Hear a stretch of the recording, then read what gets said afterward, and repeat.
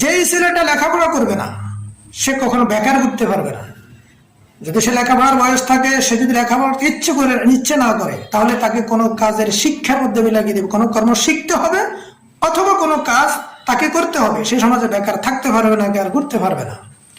Guardian একা যখন যদি ছেলের সাথে হয়তো পারবে না, তাহলে সামাজিক ভাবে যদি সবাই ঐক্যবদ্ধ ভাবে শাসনের আওতায় আনি, তাহলে কোনো ছেলে ফেলে লেখাপড়া বাদ দিয়ে বেকার করতে পারবে না। হয় লেখাপড়া করতেই হবে অথবা কোনো না কোনো কাজ শিখবে বা কাজ করবে।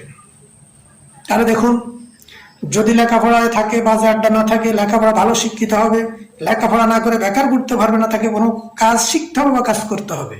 দেখবেন এই ছেলেগুলোর মাধ্যমে, ওদের কারণেই হয়তো সামাজিক অনেক সময় সমস্যার সৃষ্টি হয়। তাহলে আমরা যদি সকাল গ্রামে ঐক্যবদ্ধভাবে যদি কোনো দুর্বল অসহায় মা বাবা থাকলে তাদের পাশে দাঁড়াই, তাহলে অবশ্যই ছেলেমেয়ে লেখাপড়া করবে। লেখাপড়া না করলে কাজ শিখবে, কাজ না শিখলে কোনো না কোনো কাজ তাকে করতে হবে। বেকার ঘুরতে দেওয়া যাবে না সমাজে। তাহলে দেখবেন সমাজটা সুন্দর এবং আদর্শ সমাজ হিসেবে গড়ে উঠবে প্রতিটি গ্রাম।